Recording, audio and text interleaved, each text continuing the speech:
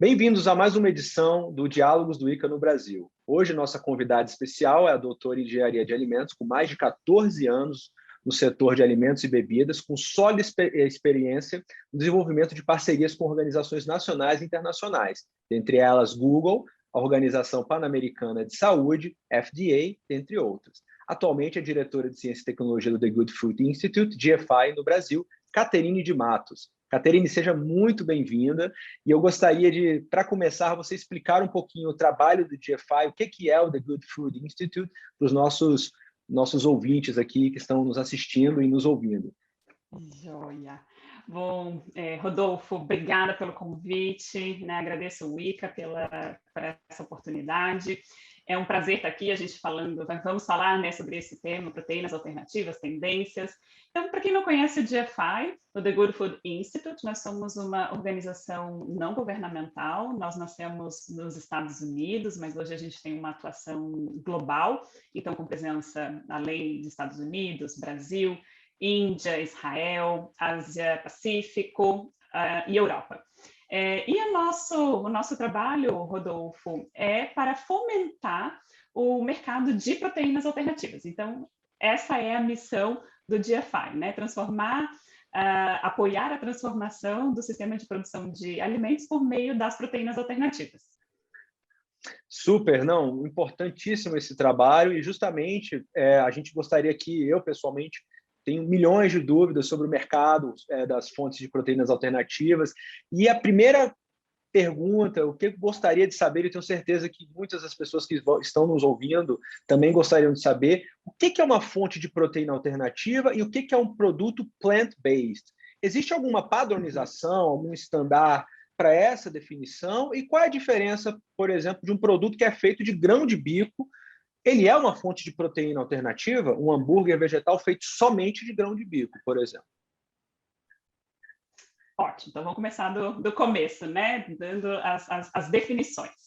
Bom, primeiro, quando a gente está falando de proteínas alternativas, nós estamos falando de novas fontes de proteínas que são criadas, desenvolvidas como opções às convencionais de origem animal. Então, como carne, ovos, leite, pescados e frutos do mar. Então, essas proteínas alternativas, elas podem ser de origem vegetal, obtidas por processo de fermentação, então a fermentação visando a obtenção, a produção de proteína, ou ainda a utilização de uma nova tecnologia que a gente chama de cultivo celular, ou seja, sendo cultivadas a partir de células. Então, são 3 possibilidades para a gente produzir essas proteínas. E, na minha visão, Rodolfo, as proteínas alternativas são ainda tecnologias, né, para alimentar o planeta de uma forma mais segura, mais justa, mais sustentável e manter também as tradições alimentares do consumidor. Bom, em geral, todo alimento ou produto ele feito apenas com ingredientes vegetais, ele é considerado plant-based. Então, portanto, né, uma dieta vegetariana, uma dieta vegana, ela pode ser chamada de uma dieta plant-based. Mas dentro dessa categoria está os alimentos plant-based, que mimetizam as características sensoriais dos produtos de origem animal. Então, como o sabor, como a cor, o aroma e a textura. Então, essa é uma categoria, né, dentro desse universo, que ela é específica, então, para mimetizar as experiências, as características sensoriais dos produtos de origem animal.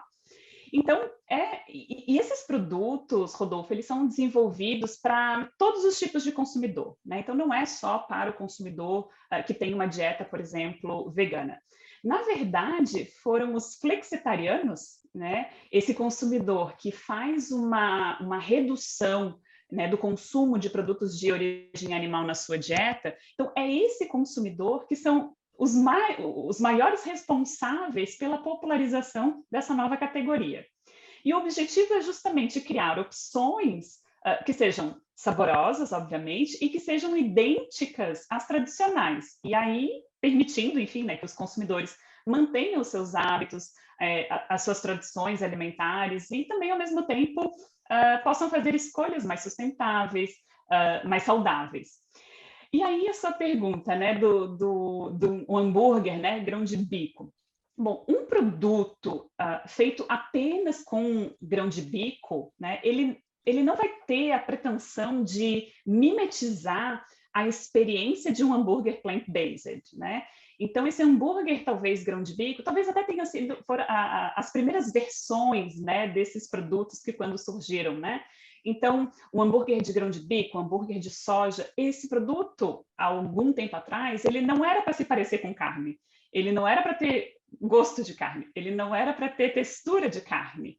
E hoje, com essa nova categoria, esse produto, ele é para simular para mimetizar todas essas características que um produto de origem animal tem. Então, que é para ter gosto de carne, que é para se parecer com carne, né? Ou um hambúrguer, nesse caso que você deu, né? De origem animal. Muito, muito bom, Caterine. É super importante isso. Eu talvez seja considerado um flexitariano, né? Justamente a diminuição no consumo de carne, entre outros fatores, que são mercadológicos também, entrando muito no orçamento. Eu gosto muito de usar esse termo, orçamento doméstico das pessoas, né? O preço da carne sobe, você tem que tirar de outro lugar. Então, você ter alternativas, essas proteínas também tradicionais, elas não são apenas uma questão de escolha, mas também uma questão na verdade, de circunstância, digamos assim, que pode vir a crescer. Né? A gente estima que até 2050 a gente vai chegar numa população de 9,8 bilhões de pessoas, ou seja, a ONU já estima que é necessário aumentar em 70% a produção de proteína para corresponder a uma demanda esperada. A demanda pode aumentar, pode diminuir, etc. Né? E eu acho que o posicionamento dessa indústria de proteínas alternativas para essa questão vai ser muito importante, porque ela vai delimitar. Né? Agora, a gente fala muito de sustentabilidade, como você colocou. A gente pode considerar que os preceitos da sustentabilidade eles são mais fortes que os mercadológicos? Deixa eu me explicar melhor. O preceito mercadológico, preço de uma proteína alternativa, ela vai conseguir ser comparada, por exemplo, a uma proteína tradicional? Porque hoje eu entendo, e você pode me corrigir se eu estiver errado, que as proteínas alternativas são um pouquinho mais caras, porque elas têm ciência, elas têm um desenvolvimento, um investimento tecnológico grande. Né? E aí ela está crescendo exponencialmente. Mas como é que funciona essa questão ambiental e essa questão mercadológica? Qual que é mais forte? Elas se relacionam aonde? Elas não se relacionam aonde? Ótimo, Rodolfo. Essas duas perspectivas, né, elas precisam andar de mãos dadas mesmo, né? Então, a questão da sustentabilidade tem sido uma escolha, né, um driver muito importante dessa nova categoria, mas a questão também da competitividade, as questões que você menciona, né, dos aspectos mercadológicos, elas são super importantes também. E você tem razão, né, quando você fala na questão de preço, né? Então, se a gente está falando, né, em mudança de hábito dos consumidores, né, ou oferecer uma outra alternativa para o consumidor, esse produto ele tem que ter um preço competitivo, né? E hoje, uma boa parte dos nossos produtos, né, ou os produtos que a gente tem no mercado, basicamente, eles utilizam duas fontes de proteína, né? Então, proteína de ervilha, proteína de soja. Inclusive com a proteína de ervilha sendo importada. E no momento que a gente está do câmbio, né? Isso traz um fator, né, de competição que deixa esses produtos em desvantagem, né? Então, ou seja, ainda quando a gente for comparar o preço, a gente ainda observa que os preços não são equivalentes, né? Então, obviamente, à medida que né, você falou também, né, é um setor, né, que está crescendo, né, está só começando, então muitos dos desafios ainda precisam ser resolvidos, inclusive com a oferta de novas fontes, né, de proteínas, ou fontes até inclusive nacionais de proteína. Isso tende a fazer com que esse mercado ele também e aí impactando no preço, né, também mude, né? E que a gente chegue em preços que sejam muito competitivos, ou que eles sejam iguais, ou até mesmo que custem menos, né, do que os produtos de origem animal. Então, acho que esse é um ponto bem importante, e o GFI também tem trabalhado nessa perspectiva. Se você me permite, Rodolfo, né, você estava falando, né, do desafio de alimentar, e aí, né, quase 10 bilhões de pessoas. Eu, como, enfim, sou engenheira de alimentos, e eu, você, né, e os profissionais que trabalham na área de alimentos, nós temos sido, né, frequentemente desafiados, né, em como resolver esse problema. Né? Então, como a gente vai alimentar essa população que está crescendo? Então, a indústria de proteínas alternativas, ela surge justamente para responder a esse que é um dos maiores desafios, né, da humanidade. Então, alimentar de forma sustentável, segura, justa, enfim, aí os quase 10 bilhões de pessoas que a gente vai ter até em 2050. Então, na prática, isso vai significar a gente transformar a cadeia de produção de alimentos, especialmente, né, para que ela seja mais eficiente na utilização dos recursos naturais, enfim, que não tenha um impacto nas questões de clima, né, que não contribua, por exemplo, com a proliferação de doenças zoonóticas, inclusive muitas delas com potencial pandêmico, e que também não dependa da exploração de animais em nenhuma das suas etapas.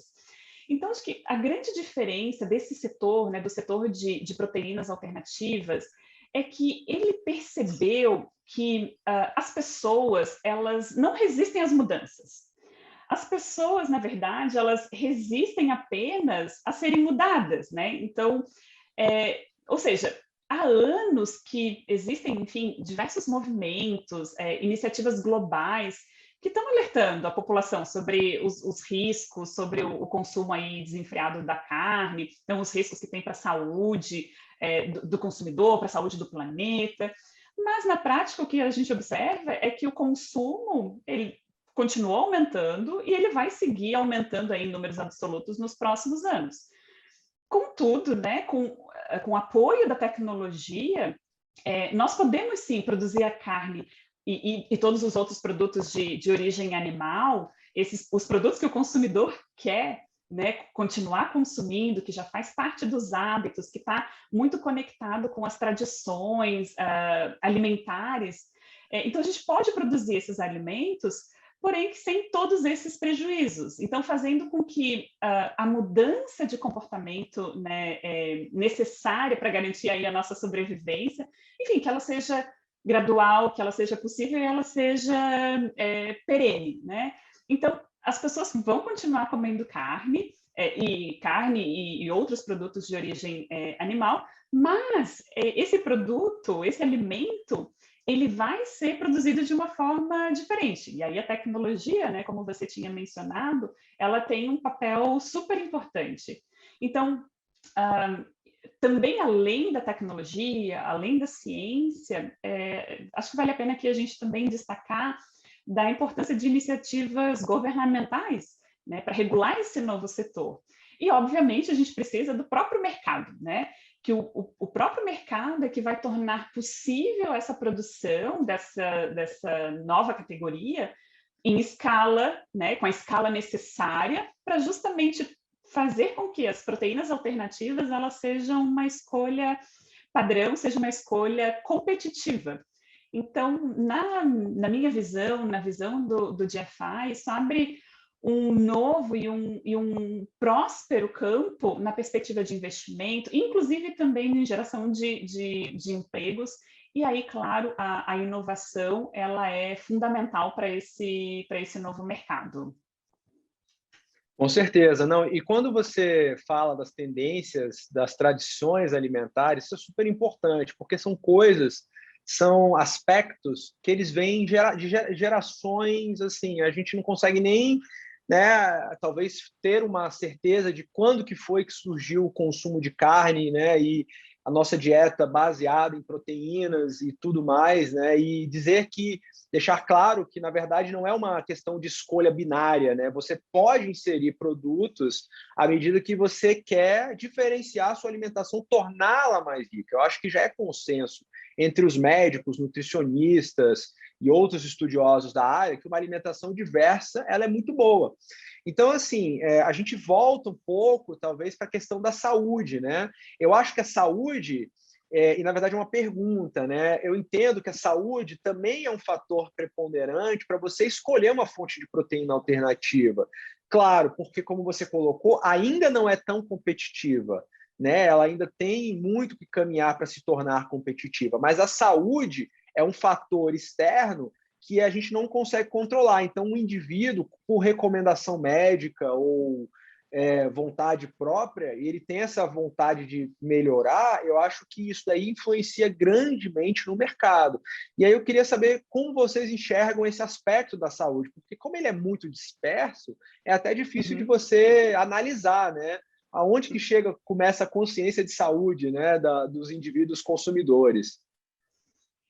Você está certíssimo, viu, Rodolfo? A saúde é o principal motivo que é apontado pelos consumidores que diminuem o consumo de produtos de origem animal e, enfim, passam a consumir mais grãos, mais legumes, mais verduras e, obviamente, proteínas alternativas. Inclusive, eu quero trazer uns dados de uma pesquisa que o GFI fez em 2018 e que descobriu que naquele ano 29% dos brasileiros já tinham diminuído o seu consumo de carne.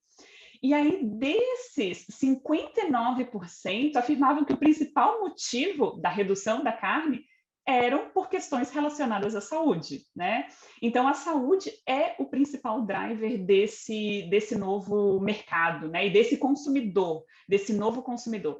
Então, as marcas, né, que atuam no mercado ou, enfim, que desejam ingressar nesse novo mercado, elas precisam estar atentas a isso, né, para oferecer justamente produtos que entreguem essa saudabilidade que o consumidor está esperando.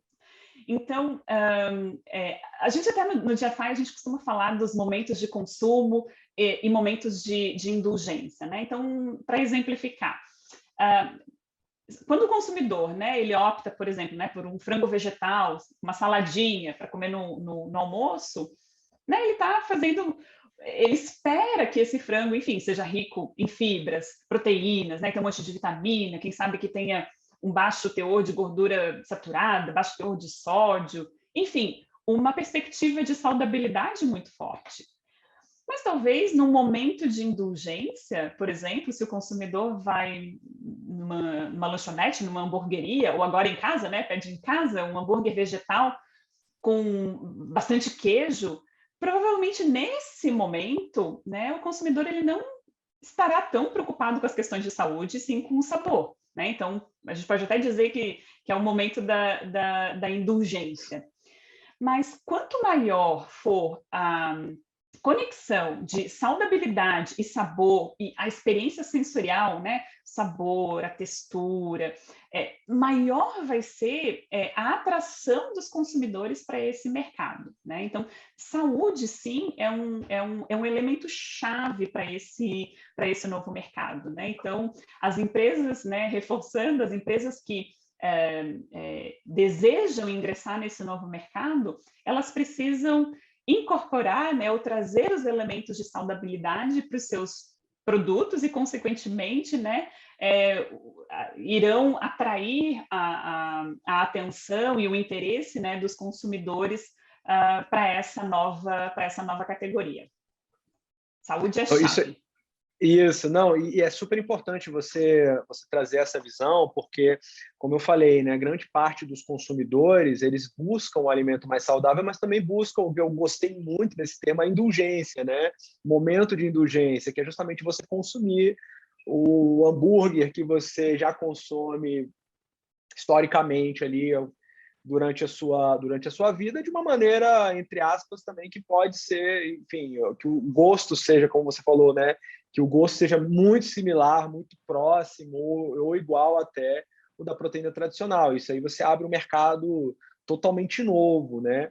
E para chegar nesse gosto, eu imagino também que a pesquisa e a inovação têm um papel super importante, porque, como você falou, nos primórdios ali, das fontes de proteína, eles não conseguiam bem mimetizar esse gosto, né? E para os consumidores, digamos assim, mais ávidos, as proteínas tradicionais, isso foi um grande fator limitante, porque eles não viam similaridade. Então, na cabeça deles, como a gente cresceu, e eu me coloco nisso também, comendo proteínas tradicionais, a primeira vez que eu experimentei, por exemplo, um hambúrguer vegetal, eu não pude fazer o link, né, das duas coisas. E aí, como é que a ciência, a inovação, a pesquisa, ela tem contribuído para esse processo, né, de aprimoramento de uma cadeia totalmente nova? Ótimo. Antes até de entrar nesse detalhamento, Rodolfo, deixa eu até trazer aqui um ponto, né, do grau de ineditismo desse novo mercado. Aqui no Brasil, se a gente for lembrar, né, o primeiro hambúrguer vegetal, ele foi lançado em 2019, né? Então, ele é um mercado muito novo. Então, naturalmente, é um mercado que ele está se desenvolvendo a cada dia. E aí, se a gente for pegar, inclusive, diversas marcas, né, que lançaram talvez os seus primeiros produtos, seja em 2019 ou logo na sequência, já estão apresentando as suas versões melhoradas, né? Então, aprimoradas, justamente pela necessidade de atender aos requisitos, né, desse consumidor tanto pede, né, e que esse produto que ele esteja oferecendo, ele se assemelhe ao máximo possível a toda a experiência, não só sensorial, né, do produto, então tem que ter gosto de carne, tem que ter a textura da carne, enfim, não tem que ter um retrogosto da proteína, e as questões nutricionais. Então, isso tem feito, é muito novo esse mercado, né? Então, a pesquisa e a inovação, ela tem feito parte, né, do dia a dia dessas empresas, justamente para a gente conseguir colocar no prato do consumidor todos esses atributos que o consumidor tanto espera. E aí, se a gente puder falar sobre os maiores desafios, né, que a gente tem para esse setor, eu queria trazer aqui alguns pontos de reflexão, né? O primeiro, preço. A gente falou um pouquinho isso antes, né? Então, para que esse produto, né, ele passe de fato a fazer parte, né, do cardápio, da dieta do consumidor, primeiro ele tem que custar igual ou menos do que o produto análogo de origem animal, né? Então, para isso, é necessário que os produtos ganhem cada vez mais escala. A escala é muito importante nesse processo. E como eu mencionei, né, a gente tem hoje também fontes limitadas de proteínas, então isso também impactando no preço. Bom, então preço é muito importante e desafiador. E aí vem toda a necessidade também, né, da pesquisa, da inovação, para que a gente contribua para essa frente. Eu tenho insistido bastante nesse ponto, né, das características sensoriais, né, mas o sabor acaba sendo talvez o que a gente lembra mais ou destaca mais, né? Então, os produtos plant-based, né? Então, eles precisam ser tão saborosos ou mais saborosos do que os seus análogos de origem animal. E um outro ponto, né, Rodolfo, eles também precisam promover a mesma experiência que o consumidor quer. Ou seja, o queijo tem que derreter, o queijo tem que gratinar na pizza, a carne, enfim, né, tem que sangrar, o leite tem que combinar com o café, o ovo tem que ser possível fazer um bolo com ele ou fazer uma omelete. Então, toda essa mesma experiência que o consumidor tem com os produtos de origem animal, eles têm que ter com os produtos plant-based, né? Então, esse é um ponto super importante. Outro ponto que a gente também poderia elencar aqui como um desafio é a questão da conveniência. Esses produtos, eles têm que ser encontrados nos mesmos locais onde os consumidores, né, estão acostumados a fazer as suas compras, né? Então, lá no mercado que o Rodolfo está acostumado a comprar, esses produtos eles têm que estar disponíveis, né? Porque talvez o Rodolfo não tenha tempo de ir em algum mercado que é mais específico, que é nicho, que é longe, né, para fazer a compra daquele produto. Então, a conveniência, ela é muito importante para que o consumidor também tenha acesso a esses produtos. Então, acho que esse é um outro fator. Saudabilidade, a gente já falou, né, um pouquinho na sua pergunta anterior, então, lembrar que o principal driver, né, para a escolha de um produto plant-based pelo consumidor brasileiro é a saúde, né? Então, a gente tem os dados aí em pesquisa que comprovam isso.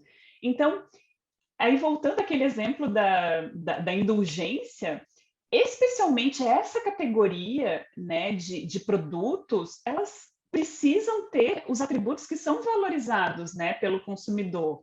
Ou seja, né, você vai buscar um hambúrguer, talvez você esteja interessado no teor de proteína. Então, o produto plant-based, o hambúrguer plant-based, ele tem que ter valores semelhantes ou, quem sabe, superiores de proteína, porque se proteína é importante para o consumidor, né, o produto ele tem que responder. De repente, o consumidor está interessado em aspectos como a presença de fibras, cálcio, vitaminas, um menor teor de gordura saturada, tem que ter menos sódio, por exemplo, né? Então, aqui também fica... eu quero reforçar de novo, né, essa questão do driver, né, do consumidor, que é a saudabilidade.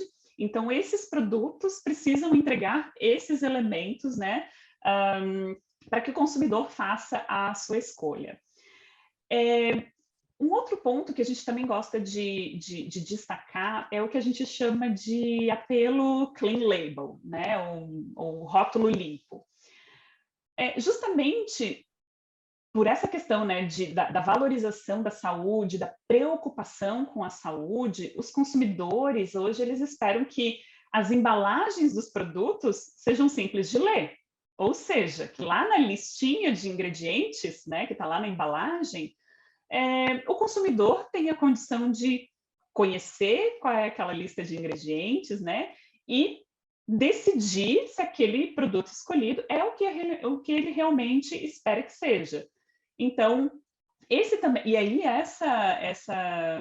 esse desafio, né, de ter um rótulo limpo, ou seja, né, com ingredientes mais naturais, com menos aditivos, ele é muito importante e também está muito conectado com a questão de saudabilidade. E aí um último desafio que está bastante conectado com o primeiro desafio de preço, e a gente acabou falando já um pouquinho sobre isso, é a questão da presença, né, de ingredientes nacionais. Eu comentei, né, então, que hoje boa parte dos nossos produtos é feito basicamente com proteína de soja, proteína de ervilha. A gente começa a ver agora alguns produtos aí utilizando feijão, grão de bico, trigo nas suas formulações. E a gente sabe que tanto a indústria quanto os consumidores valorizam a utilização de ingredientes nacionais.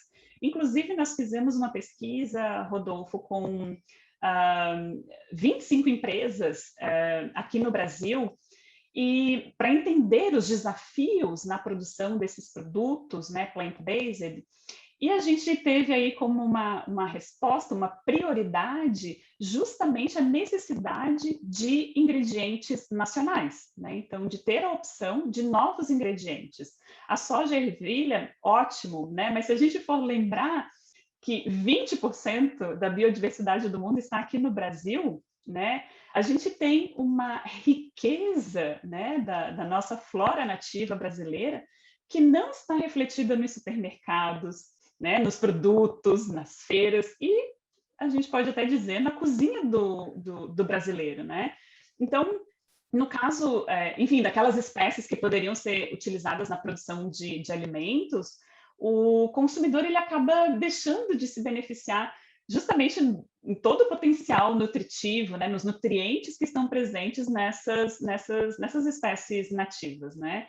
Então, esse também é um desafio, né? Então, a gente ter ingredientes nacionais e que vão ser, obviamente, utilizados, a gente precisa trabalhar na escala, né, da produção desses ingredientes nacionais, e que isso a gente tem a expectativa que contribua para as questões de preço, né? Então, para a competitividade, né, dos produtos. E aí, quando você fala, né, da questão da importância da pesquisa, né, da ciência,